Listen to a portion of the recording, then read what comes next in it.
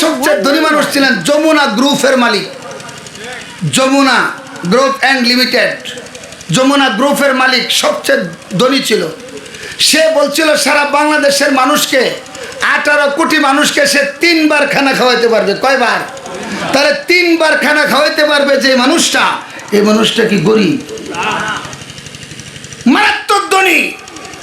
কিন্তু এই মানুষটার বুকের মধ্যে একটা ব্যথা ছিল, লাঞ্চে একটা ব্যথা ছিল। তার প্রাইভেট বিমান আছে তার বাংলাদেশে, হেলিকপ্টার কোম্পানির মালিক, যমুনা কোম্পানি হেলিকপ্টারের এই পরিমাণ হেলিকপ্টার তার আছে, কোটির কোটি মিলিয়ন বিলিয়ন টাকার মালিক।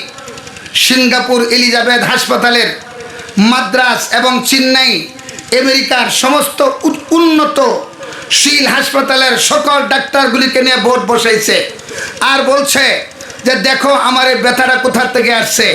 সমস্ত ডাক্তাররা বোর্ড বসার পরে স্পষ্ট ক্লিয়ার করে দিল, আনসার দিয়েছে আপনার শারীরিক কোনো রোগ নাই, হয় আপনি ব্যথার কথা মিথ্যা বলতেছেন, অন্যথায় ব্যথা কোথা থেকে আসছে এটা একমাত্র বিধাতা ছাড়া আর কেউ বলতে পারে না। আল্লাহু আকবার বলেন, আর একটু জোরে বলেন আল্লাহু আকবার।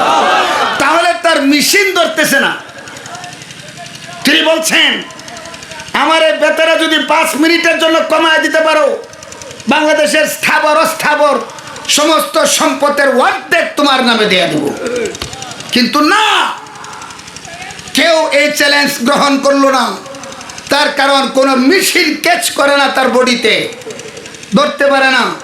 টাকার ভিতরে যদি শান্তি থাকতো তাহলে যমুনা গ্রুপের মালিক ব্যথায় জর্জরিত হয়ে মৃত্যুবরণ করতো না। আরেকটু জোরে খান।